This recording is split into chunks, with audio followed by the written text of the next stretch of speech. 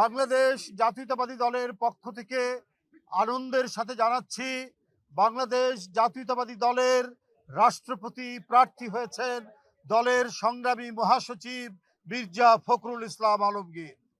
বন্ধুরা আমার, কিছুক্ষণ আগে দলের সম্মানিত চেয়ারম্যান এবং প্রজাতন্ত্রী বাংলাদেশ সরকারের প্রধানমন্ত্রীর সাথে বৈঠকে এই সিদ্ধান্ত গৃহীত হয়েছে, বাংলাদেশ জাতীয়তাবাদী দলের প্রার্থী হয়েছেন মির্জা ফখরুল ইসলাম আলমগীর এবং তিনি প্রার্থী হওয়ার সাথে সাথে বাংলাদেশ জাতীয়তাবাদী দলের মহাসচিব এবং জাতীয় স্থায়ী কমিটির সদস্য পদ থেকে পদত্যাগ করেছেন।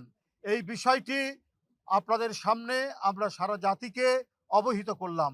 এখনো এগুলি সম্পূর্ণ মিটিং চলমান আছে এবং দলের পক্ষ থেকে তো আগেই আমাদের দলের সম্মানিত চেয়ারম্যান এবং প্রধানমন্ত্রী তার কাছে দায়িত্ব দেওয়া আছে, তিনি যে প্রক্রিয়ায় যেভাবেই হোক তিনি সেই নিয়ে মতামত নিয়ে তিনি সেটা জানাবেন, সেটা আপনারা পরে জানতে পারবেন।